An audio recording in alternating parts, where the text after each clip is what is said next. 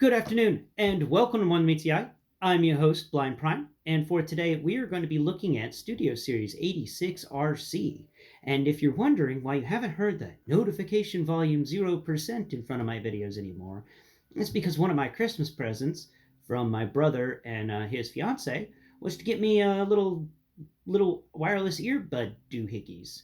I am terrified of losing them, but they very much helped out the channel here. They give better microphone sound, and now you no longer hear my phone's speakers whenever it decides to scream out that I've set it to notification volume 0%, and that means I don't want it to notify me that the notification volume has been set to 0%. But here's where we're at. So that's gone now, thanks to a little doohickey in my ear that I'm terrified of losing. All right, let's get into Studio Series 86 RC, and I'll let you know that it's better than the Transformers War for Cybertron Siege Alita 1. Um, that was the Netflix exclusive. I think it was based off of an RC, but I'm not sure what it was based off of. Maybe a Chromia. But it's definitely it I had some hopes that maybe they were going to do something better with this one. Maybe they were going to, try to at least make the robot itself more of the vehicle, and they made an attempt. And I am very happy to say that this is an RC without individual breasts. It makes me happy to say that because I think that, putting mammalian sex organs on a robot is creepy. It creeps me out for some reason. I just don't like it. Okay? I just do not like boobs on a robot. It messes with my head and it's weird. Ugh. Sends shivers down my spine. Like one of the creepiest things ever. So no, I do not appreciate it whenever they do that to female robots. I appreciate it when they do what they did here. They just gave her a normal chest. You know she's a female robot by the fact that her limbs are a bit thinner and she's got more of a female shape to her, but not mammalian breasts. I'm very happy to say this is a breastless RC. So if you've been tired of the breasts, you have a saving grace here. There are none. It's just a flat panel in front of her chest. And even better, this flat panel in front of her chest actually becomes part of the robot. So she's not a complete shell former. I just give her an 80% shell former rating. Yeah, not shelf warmer, though sometimes shell formers are shelf warmers. That needs to be a Dr. Seuss rhyme, I tell you that straight up. But the fact that this is a shell former that at least makes an attempt is nice to see. It sucks that it's not more of an attempt. It sucks that more of her vehicle mode isn't just hanging off her back, which there's a lot of her vehicle mode hanging off her back here in this figure. Though I think they could have done a better job of maybe dispersing it to her legs a bit, giving her something on her legs, giving her something. At least she's got the chest there. At least there's that chest panel. And, chest panel's bonus for many different reasons. But, yeah, if you've ever wanted to know my feelings on it, breasts on a robot creep me out. I don't want to have anything to do with a robot that's got boobs. I just do not want. I do not want. Now, let's talk about RC, the figure, and discuss some things about it. So, right off the bat, it's got far less articulation than what we've seen in, well, not far less, but it definitely has less articulation than what we've seen in the other Studio Series figures and of the Legacy line in general. The hand doesn't swivel at all. The hand doesn't even transform. It's just going to be there. It's just a hand, and I think that's a shame that they didn't do anything with that hand. But it is a nicely sculpted hand, though it's a bit wider. It's a big hand compared to the rest of her. It's got cup Cup problems with that. Cup's got some massive freaking hands, in comparison to the rest of his body. So she's got the same problem. She's got some big hands compared to the rest of her. Now, the articulation on her arms is single jointed elbow, and then you've got the sort of a loose shoulder, but allows you to raise up the arm almost 90 degrees. I'd give that an 85-degree raising of the arm. And that's about it for the arms of the articulation.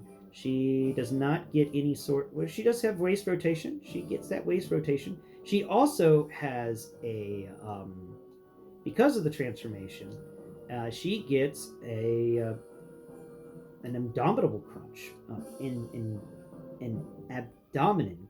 Uh, mm, Screw that word. She gets a chest crunch. The word for the day that Blind Prime can't say is abdomen. Well, no, no, it's abdomen. Yeah, abdomen. I think. Okay, let's keep going.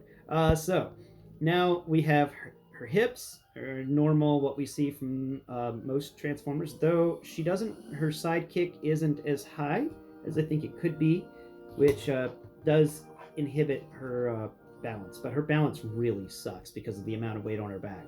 So she does have a thigh swivel, a single jointed knee, and then down here we've got an actual side to side bend on her feet. But what in the world? Wait, are her legs backwards? That's not right.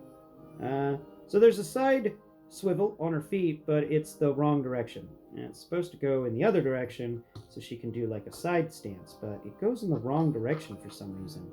And it's kind of important that it goes that direction for the transformation, which is just annoying. Like, you could have built the transformation to handle that a bit differently, but you didn't. And also her ankle joints are very loose. So siege ports, she's got none on her feet, none on her feet at all. Her feet are too small for siege ports. She does have one on each of her thighs, which I appreciate. You know how much I've been annoyed by the fact that Starsaber seems to be the only Transformer so far with siege ports on its hips. So she's got a siege port on her hip, and her gun I think may be able to fit there, so she can holster her weapon on her hip. Like I said, I think, but maybe her backpack stuff gets. Gun, come on now. Okay, there you go. And it is a very loose fit. Actually, that feels like it's a loose fit, but it stays in there. Look at that. So she can holster her weapon at her hip, and then she can draw it. Actually, can you? Do you have enough articulation to draw your weapon at your hip?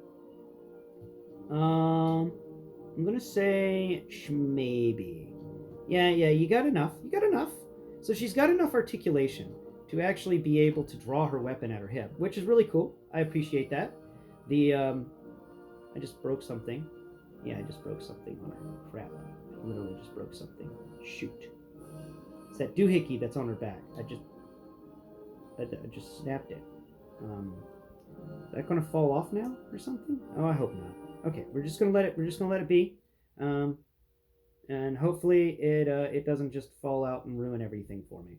So let's talk about texture. Oh wait, we forgot the head. The head is on a ball joint. It can move left, it can move right, it can look up really far. It can look down decently far too, so she can look down at Daniel. Daniel! Oh, Daniel! I'm a big giant robot, but I care about the little kid. Daniel! I care about it more than a hot shot, but for some reason... Oh, Hot Rod, but for some reason Hot Rod was put in charge of watching over Daniel. So confusing. He'd rather be out there fishing. It's like Arcee's the better Daniel watcher, which is annoying that that's the case, but oh well. Now we get to her back. Her back is massively backpacked. It's kind of sucky in that regard. It's a terrible backpack. It's really big, and it's cumbersome as all hell. And there's that piece back here that I may have just broken completely. And have no way to fix that. So, oh well, that piece is. Oh, I just pulled it out. What is this piece? Yeah, I don't think this is supposed to come out. But if it does come out, you can always put it in her hand, which she cannot hold.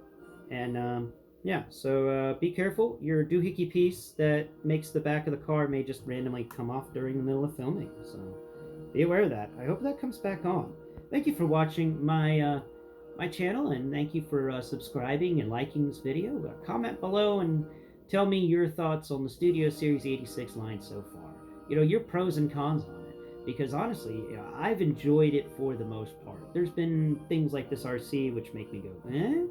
But for the most part, this has been a fun line to collect, and I have enjoyed bringing it to you, and I'm very happy to have it.